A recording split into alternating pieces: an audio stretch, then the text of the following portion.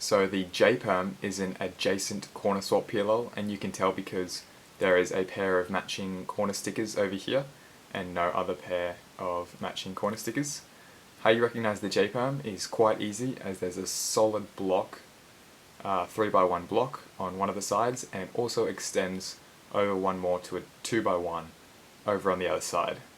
And you'll also notice that there's two other little blocks for the remaining pieces. Now if you hold the block on the left, what you'll notice is that either the solved part extends over to the back or it extends over to the front. If it extends over to the back and you've got this 2x1 in front of you, you want to do this algorithm.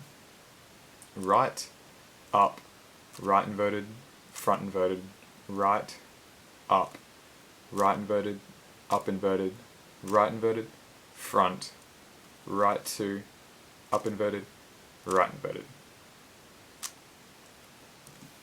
And if you were to hold that block on the left and it extends over in the front instead of the back, then you want to face the 3x1 towards you like this and have this little bit extending on the right, and do this. Right inverted, up, left inverted, up 2, right, up inverted, right inverted, up 2, right, left.